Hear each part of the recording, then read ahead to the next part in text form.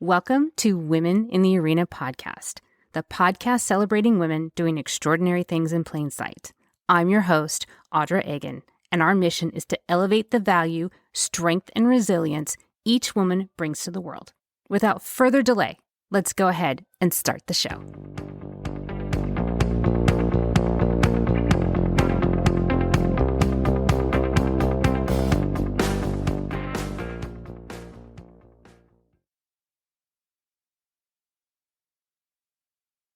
Welcome in, everyone, and thank you for joining me today at Women in the Arena podcast.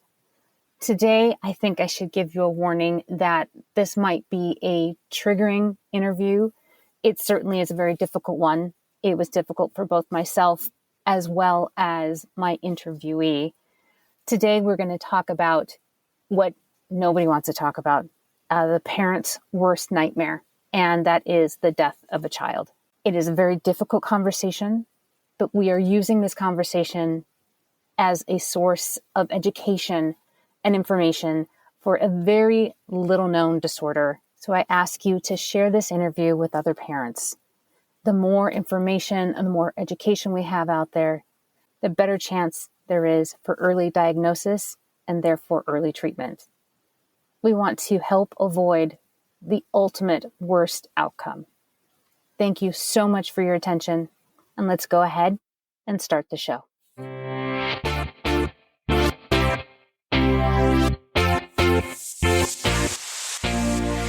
Welcome in, everyone, and thank you for joining me again this week. I am joined today by Susan Manfull, who received her degree in social psychology at the University of New Hampshire, which she went on to teach at for many years. She's also a wine enthusiast and the founder of the Alex Manfull Fund.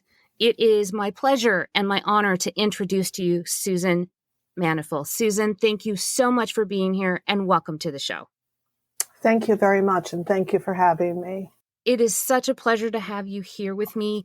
We have so much to talk about today, but first, let's get to know you just a moment about your background, because I think that's important to hear about your background as we dive into the topic of why we're here, which is surrounding Alex.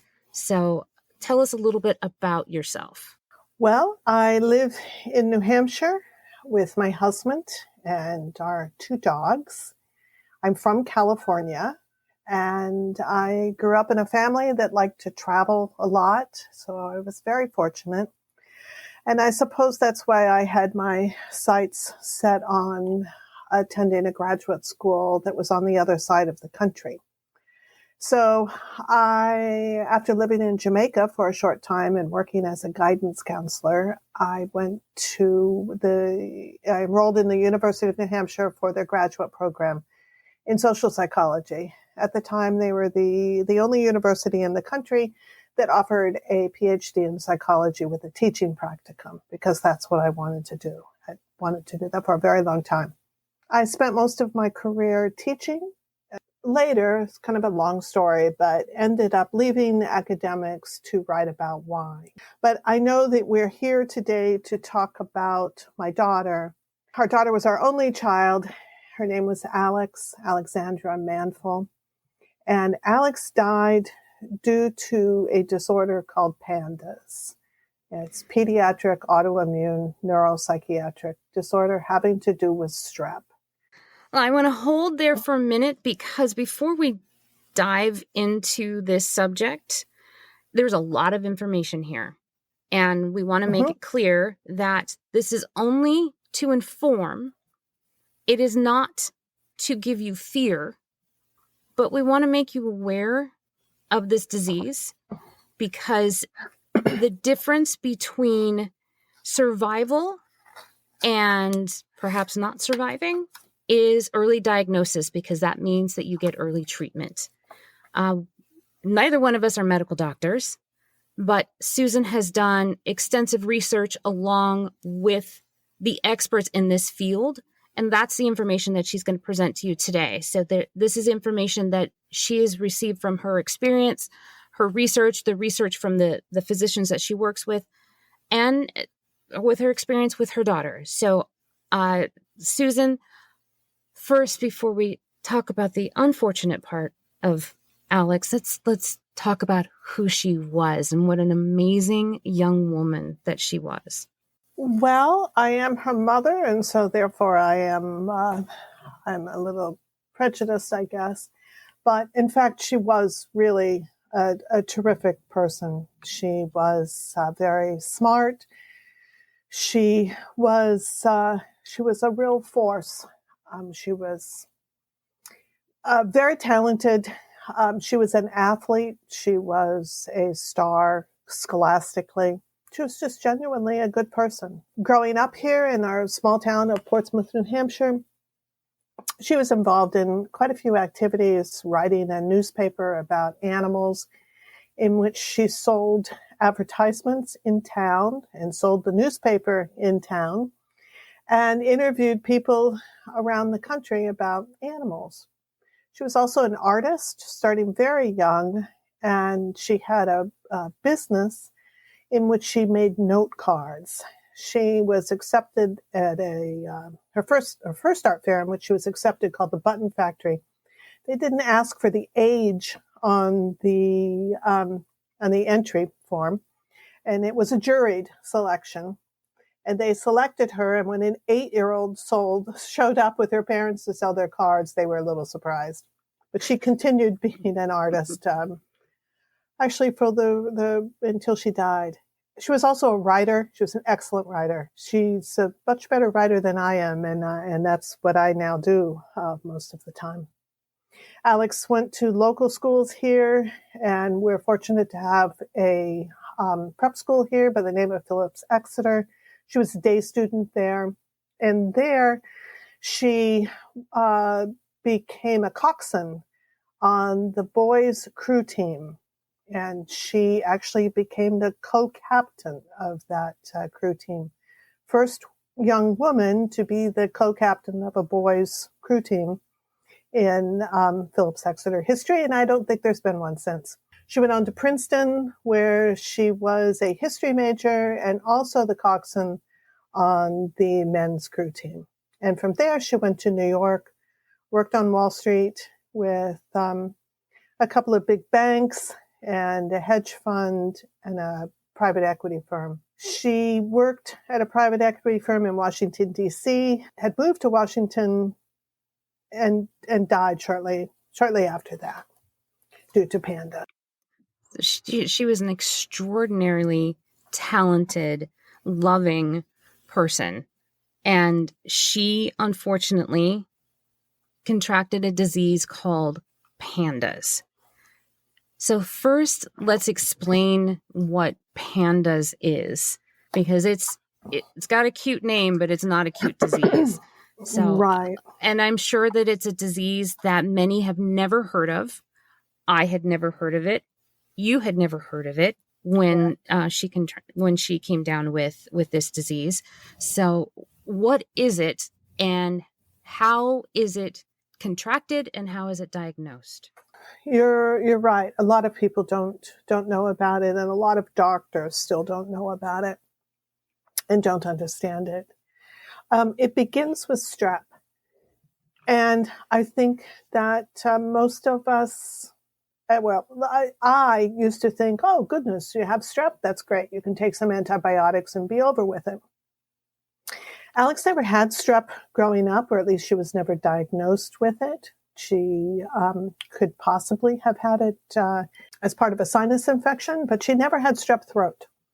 But she did have strep when she was 19 years old as a sophomore in college. She went into the health center at Princeton, and they said, oh, did you know that you're just getting over mono as well?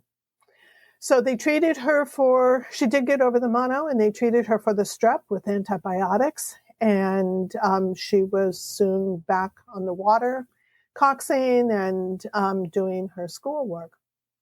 And we didn't think anything more about it. But shortly after that, she began to exhibit what we now know in retrospect were obsessions and compulsions. So I guess to answer your question, it is PANDAS, it stands for Pediatric Autoimmune Neuropsychiatric Disorder. And it is characterized by usually an acute, that is a sudden onset of obsessions and compulsions, or tics following a strep infection. And eventually other symptoms are very likely to follow, and they can include restrictive eating, that is on account of the way the food may feel. For example, the individual stops eating certain things and they may lose weight. Separation anxiety is one of the key components of this. And because it's considered a child's disorder, I'll give you an example from childhood because Alex had something manifested slightly differently. You're used to dropping your child off at school for first grade, and the child runs off very happily, and then suddenly they don't want to go to school, and they scream and they cry when you try to take them to school. So separation anxiety is one of the most common components. Generalized anxiety, sleep disorders, not being able to get to sleep, not being able to stay asleep, apparently sleeping for hours, but never feeling fully rested. There's a wide variety of symptoms. I'm going to list a few more, but this is one of the complicating factors of this disorder because there are so many symptoms. The personality may begin to change. There can be vast mood swings, irritability that hadn't been there before. You may observe ADHD types of behaviors, such as an inability to concentrate and being easily distracted. There's also behaviors and cognitive changes. You may lose the ability to lose some of your math skills. Your handwriting may change drastically and your ability to draw. There's also enuresis, or the child or young adult may begin wetting their bed when that was not an issue. Urinary frequency, rage, extreme rage, and sudden rage, and a lot of impulsivity. And in some cases, there's suicide ideology as well. And I can give you some examples of all of these things too. But I want to make the point here that this is PANDAS, and it is by definition triggered by strep. And the symptoms usually, but not always, occur immediately afterwards. Some parents will say that they dropped their child off at school and they came home a different person, or they put their child to bed and they woke up a completely different individual. The other factor that I want to emphasize is that the symptoms really wax and wane. So you may experience them for a few weeks, and then things look like they're improving, and then they come back. And again, that's due to strep. There is a broader disorder called PANS, and that refers to pediatric acute onset neuropsychiatric syndrome. That's when you have basically the same symptoms, but the cause can't be identified. You can refer to PANDAS as PANS, not to be confusing here, but you can think of PANS as being a very broad category that includes PANDAS, but you were unable to say that this was due to strep and may not even be able to identify the infection that caused it.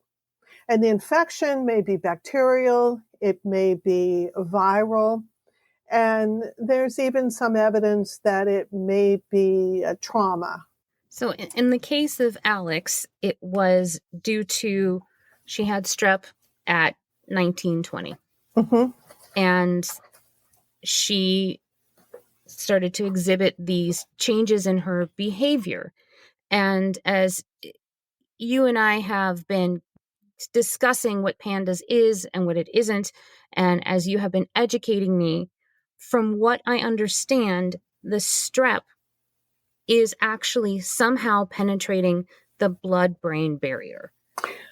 So what is the science behind that it goes through that barrier and has these significant psychological changes to these children?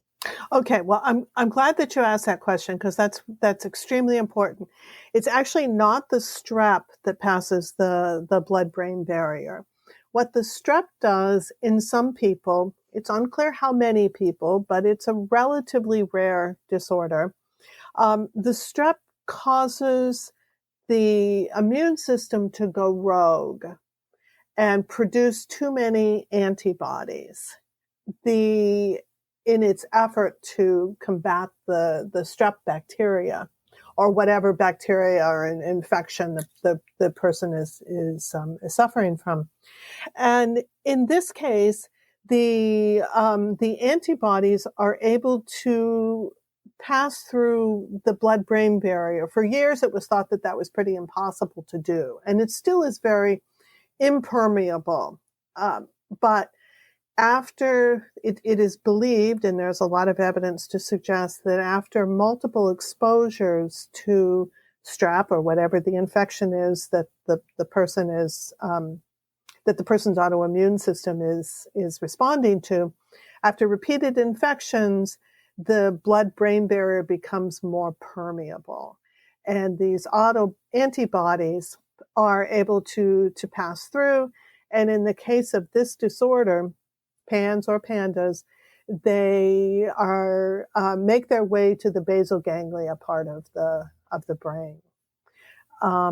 Now, just to put this in perspective, I mean, strep is one of the oldest bacteria, if not the oldest bacteria, that has affected humans. It can affect the heart with rheumatic fever. It can affect the skin with scarlet fever.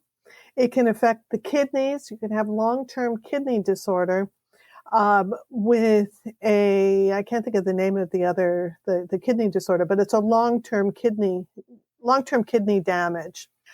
PANDAS is the case when the strep is causing the antibodies to affect the brain.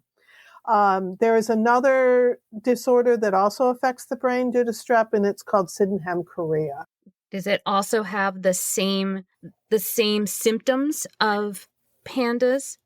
It has some of the same symptoms. There's some of the same neuropsychiatric symptoms, but it is characterized by sweeping movements of the arms and the torso, the chorea movements, as well as the neuropsychiatric symptoms.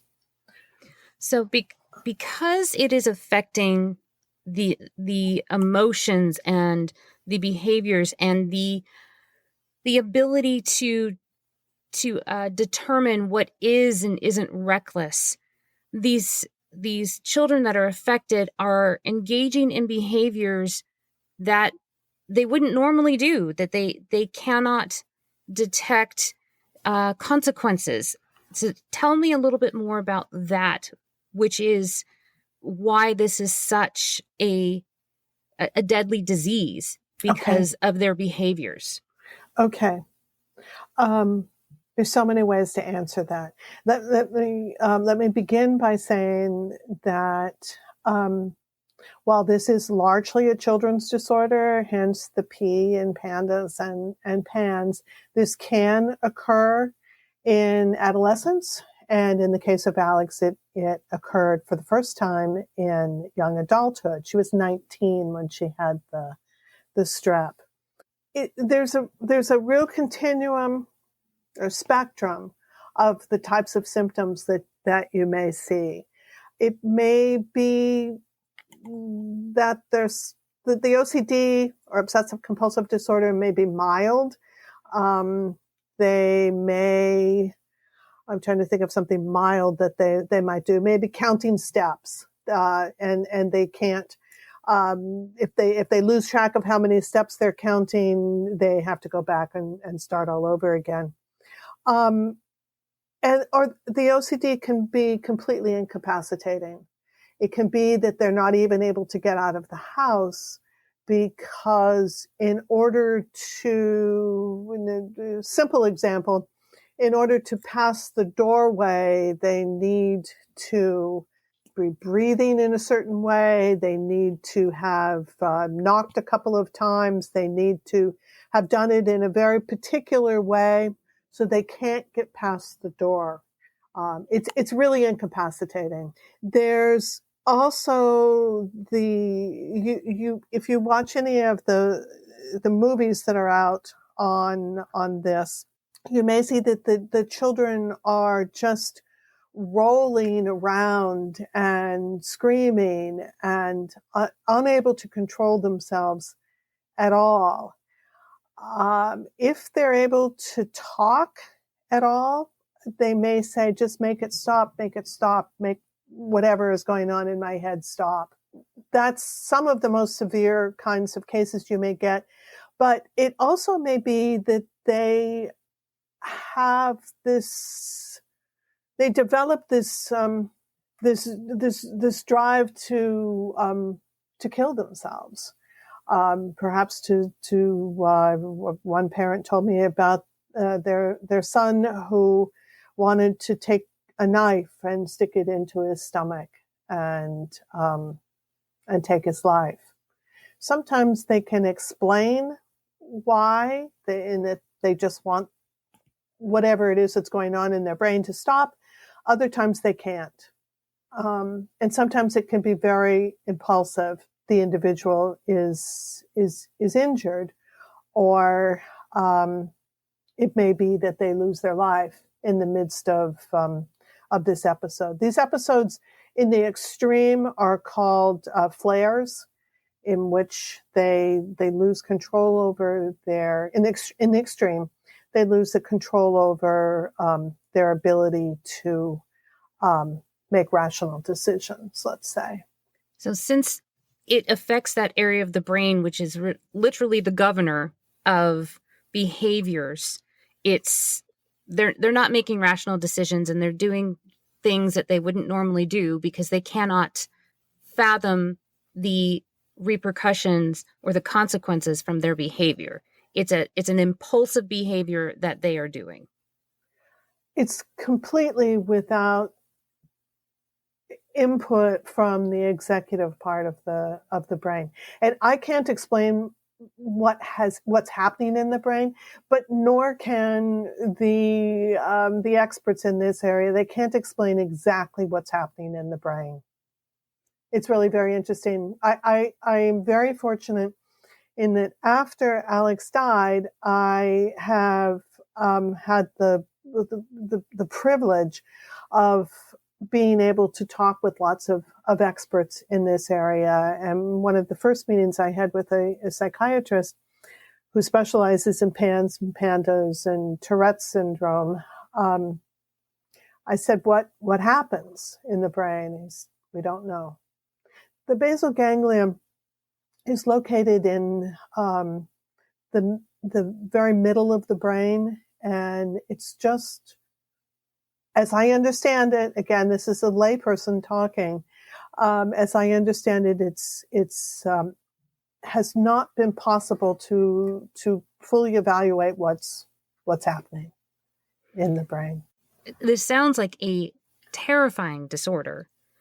If you suspect that this may be something that your child is afflicted with because all of the signs make sense, that they were recently ill with strep, and now their behavior has changed, their personality has changed, they're engaging in extreme behaviors. How do you get this diagnosed? Okay, well, that's a good question. And again, it could be strep. Another huge trigger that I didn't mention are tick-borne diseases or bacteria, such as, there's Lyme disease, the Borrelia.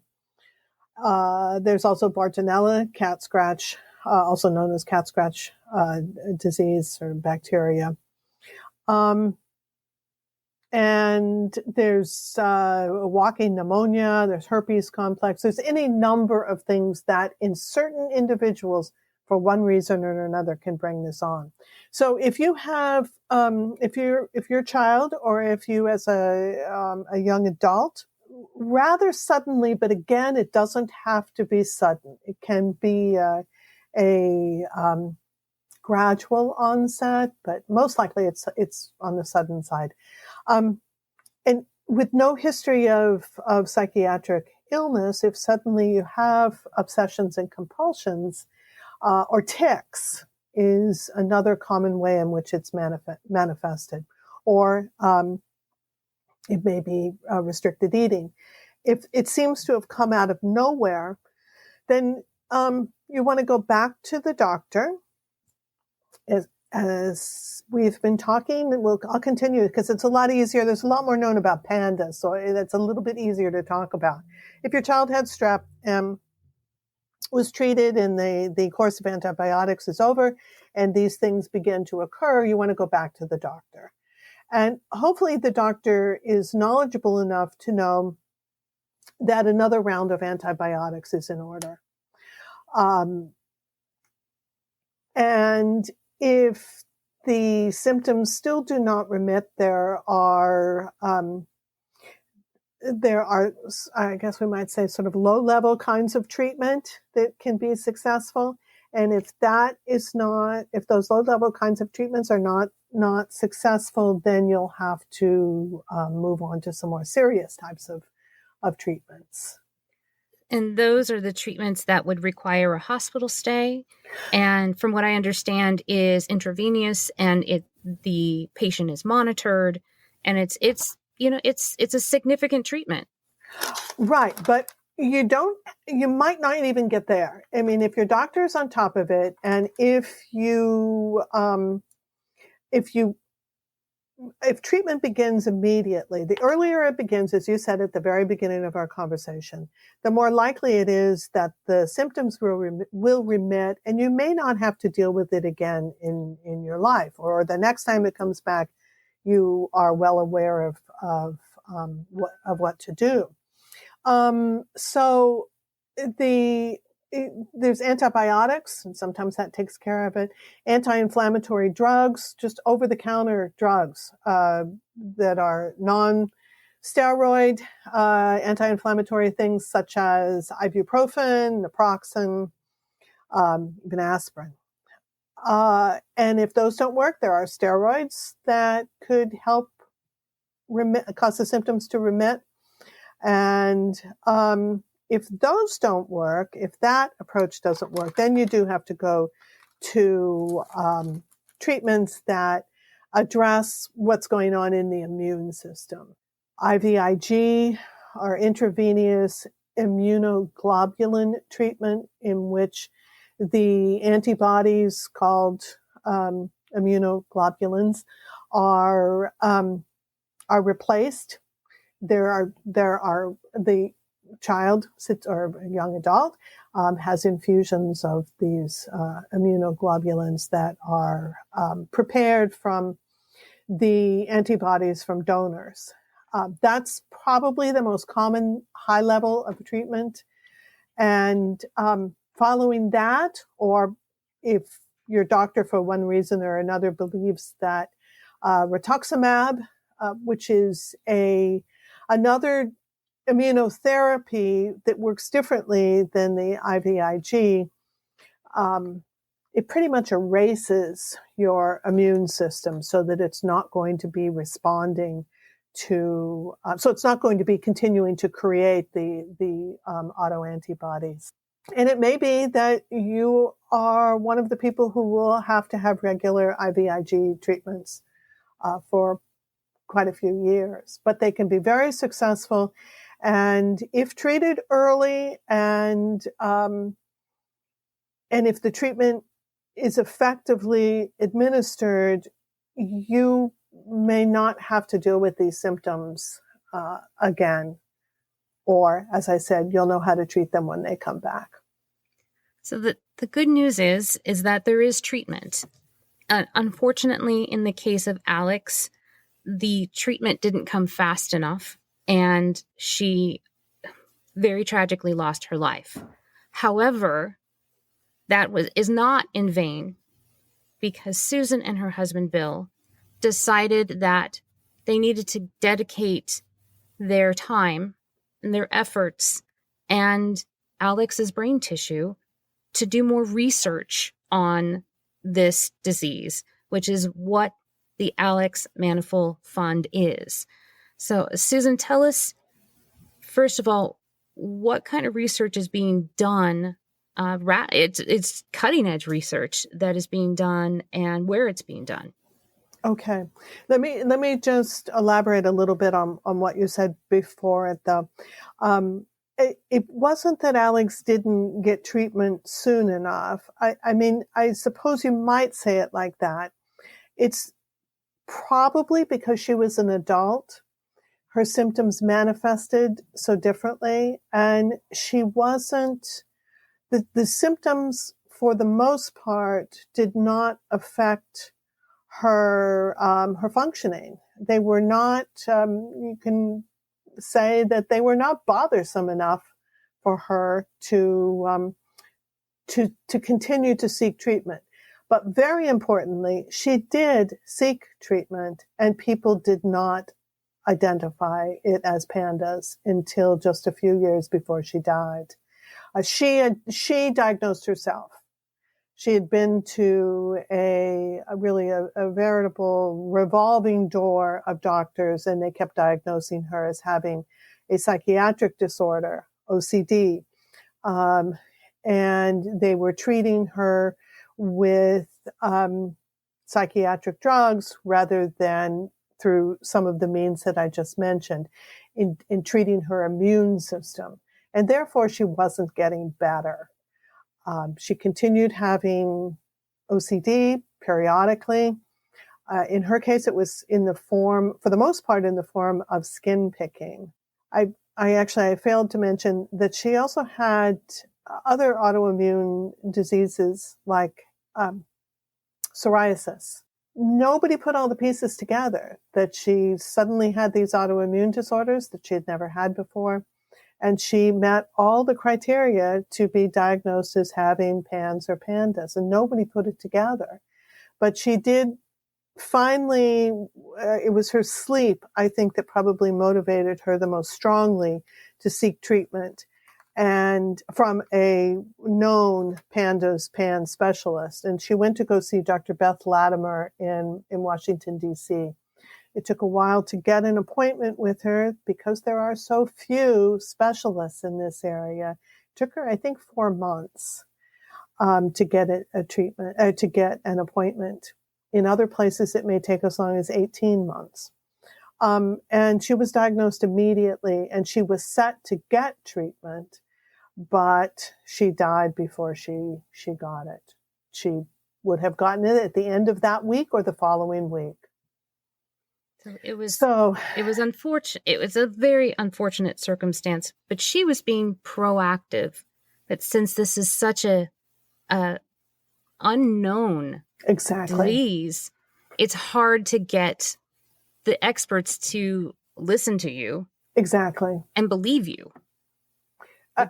Precisely, and in fact, there are some parents who are accused of making up the disease, the symptoms, even so far as to say that they have Munchausen syndrome for their children. I can't remember what it's called when the parents have it and it's manifested in the child. So yeah, there's a lot of ignorance out there. So we did, as you said, begin this fund with the purpose of raising awareness in the general public, and that's really what we're doing right now. And I'm so grateful for you inviting me here to do exactly that. And also educating physicians. We held our first symposium in 2019, October of 2019, and had intended to have another, but of course COVID got in the way. So that's been postponed. So we're awareness, education, and raising money to support research, very importantly, to support postgraduate positions, fellowships, so that there are the people to do the research, because that's now a problem. I talked to professors in universities and in hospitals, and we talk about research studies, and they said, I don't have anyone to do them. So we need to change things there. So that's basically what we're doing. As you mentioned, we did donate her tissue, and it is now at Georgetown University in the brain bank there. And we're working with Dr. Brent Harris, who is the director of the brain bank there, in getting the word out that there is this tissue for research, and that it is a brain bank that if tragically your loved one should lose their life and they were diagnosed as having PANS or PANDAS, that this would be something you might consider to donate the brain to Georgetown University Brain Bank. So that's what we're doing. And the first researcher who requested tissue is a geneticist, and he's just completing his analysis of Alex's whole genome sequence. I think that's what it's called. And he found what appeared to be some mutated genes. Interesting. More on that later. But. Yeah, that's really interesting. Mm-hmm. And you had shared with me when they did the initial research on her brain, mm-hmm. what they found, how it had really physically changed the composition of her brain because of PANDAS. Can you share with us what they found and the changes that took place in her brain? Well, she had what's referred to as gliosis in the basal ganglia and in the thalamus, which is right next to the basal ganglia.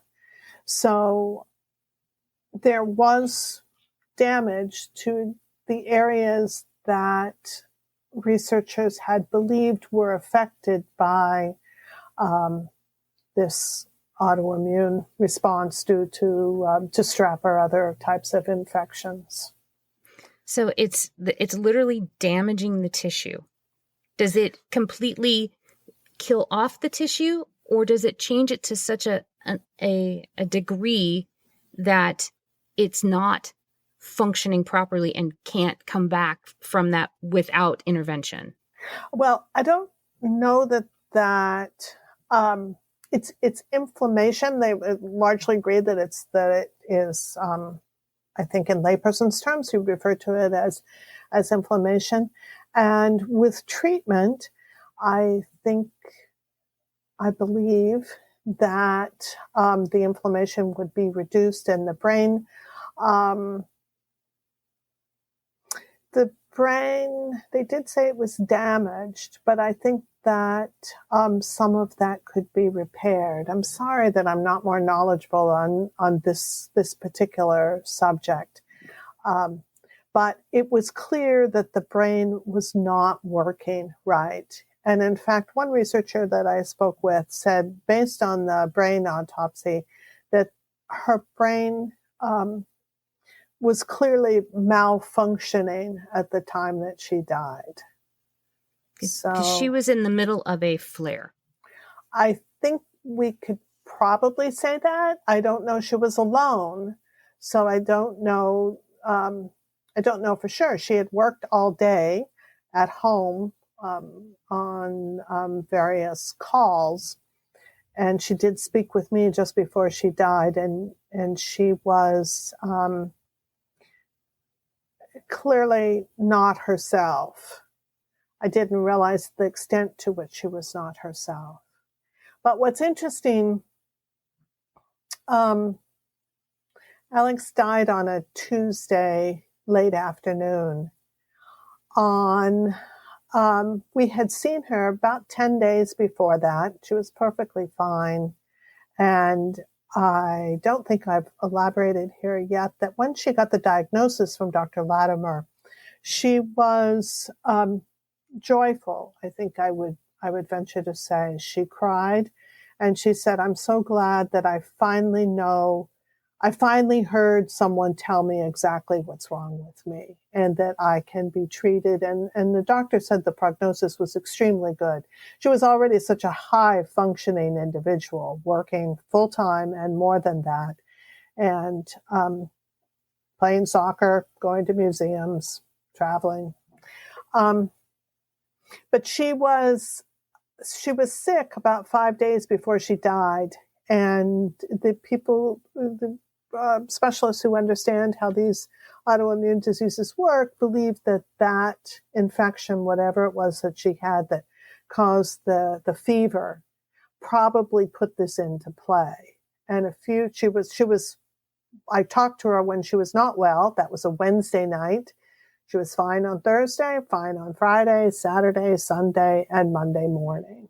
Monday morning, she called me and asked me to do her a favor. But by Monday night, she was not okay. So this happened very quickly. And had I known more about the way this disorder manifests itself during a flare, I'd venture to say Alex had never really had any significant flare in her life before. In retrospect, my husband and I have identified some cases in which something like that might have happened, but not a real honest to goodness flare in which she was out of control ever. Had we understood more about that, I would have been on a plane and gone down to go see her and sent people over to her apartment. But we didn't. And I don't think Alex did either. I absolutely venture to say she had no idea that she was so unwell. Which is why we want to do this conversation, because we just want to make people aware that this exists, and that it's worth checking into if you're starting to notice some changes within your child. It's worth a conversation with your physician. Absolutely. And that's what your fund is doing. So tell us now where the status is of your fund now. I realize that it's been difficult. All of the plans that you had made in 2019 for your organization all had to be put on hold because, the whole world had to be put on hold. But I know that you're working to move forward in this new normal, if you will. What are you doing with your organization to help further your purpose and your mission of education and furthering the research on this disease? Okay, so again, awareness is a huge part of this, and so I try to remain fairly active on social media. We have an Instagram account, the Alex Manfull Memorial Fund, and I post a lot on Facebook. We also we've tried to raise awareness in all sorts of different ways. So because I write about wine and Alex was an artist, we asked a winemaker, and because we've spent a lot of time in France, we asked a winemaker, Chateau Barbabel, winery Chateau Barbabel, to if they would make a wine that they would let us place a particular label on and raise awareness about PANDAS through that. So she said, absolutely. And we asked an artist, Gerard de Sirdi in France, if he would create a painting that we could use as a label. And he said, absolutely. So it was Madeline Premier of Chateau Barbabel who agreed to the wine, and Gerard Desirdi who made this gorgeous painting that we turned into a label. And on the label, it says, you should know about pandas, especially if you are a parent. To learn more about autoimmune encephalitis triggered by streptococcal infections, please visit, and then it has our website, the Alex Manfull Fund.org. And it also comes with I think it's a 10-page, very tiny booklet tied on with leather so that people can learn more about pandas and pans. And we found that this has been extremely successful because it's getting beyond the choir. Most of the time, we find that it's very easy to preach to the choir, those who know about pandas and pans, but sometimes it's difficult to reach the people outside there. Let's see. So educating, we had one symposium already in New Hampshire here. We held it right after the New Hampshire legislature had just passed a bill that required insurance companies to pay for treatment. I think it's only 8 states in our country that require insurance companies to pay for the treatment. And what I didn't mention is the immunotherapy treatment is quite expensive. For example, in the case of Alex, she would have had 2 infusions minimum, and those are $16,000 a piece. And if the insurance company doesn't cover that, there are many people in this country who would not be able to treat their children, or maybe young adults who would not be able to have that treatment. So this disorder, pandas, is so under-researched. It's shameful that in our country there is not as much support for this from the National Institutes of Health, the National Institute of Mental Health, and we are reliant on, or the researchers are reliant on, philanthropy. So if you go to our website and you're so inclined, we would greatly appreciate a donation. And we'd appreciate you passing on the word about where to go to learn more. And also on our website, we have a list of resources of other groups, other advocacy groups who are providing some of the same information, and in some cases a lot more information, different information, but we're all trying to work together. And I think that's the only way we're going to be able to successfully battle these disorders, by working together. So there you can find other resources and learn more. Susan, thank you for giving us your time to educate us on this little known disorder that probably affects more children than we think, because it's not recognized as what it is. Exactly. I also know that this was not an easy conversation for you to have. And I am thankful and very grateful that you agreed to do this and share Alex with us, and to take the time to educate other parents out there. Again, this is not an intent to scare anybody, but because it is so little known and not enough information out there, we've both felt very strongly that we wanted to attempt to educate. So, Susan, once again, thank you. And will you repeat your website one more time for the audience? Yes, it is the Alex Manfull. Manfull has 2 T's in it. The Alex Manfull Fund.org. You could just Google Alex Manfull and you would come up with it. We are also going to put a link on our brand new website to your website so people can get access.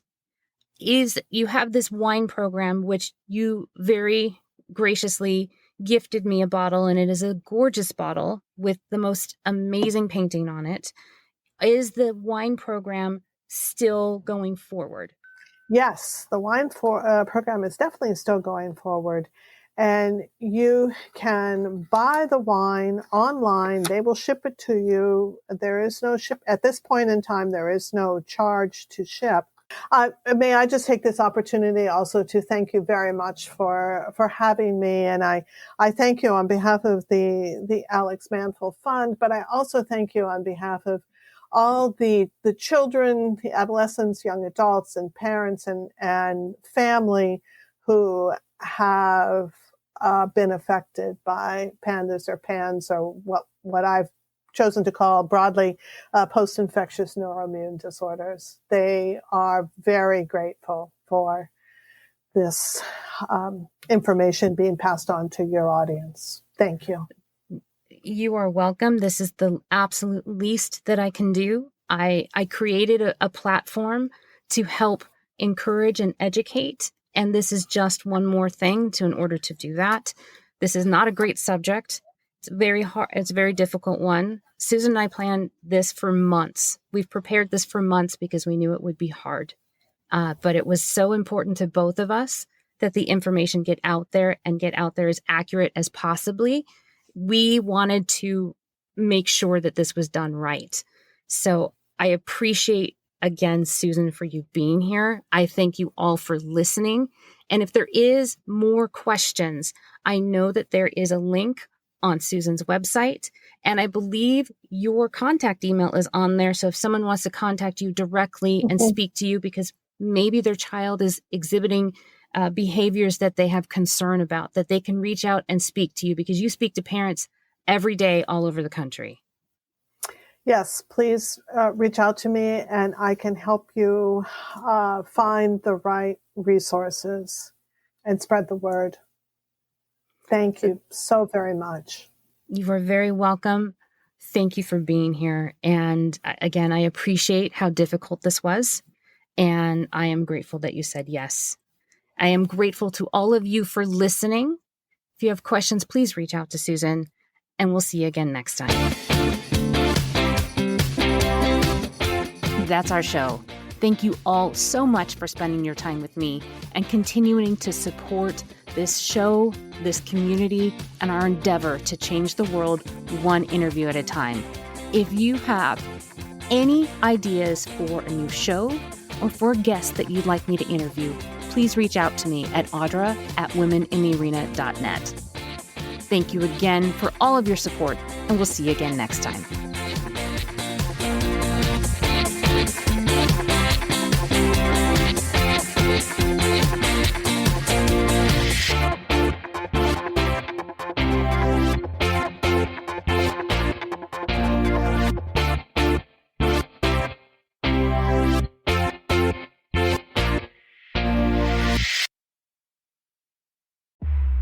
This is just the beginning.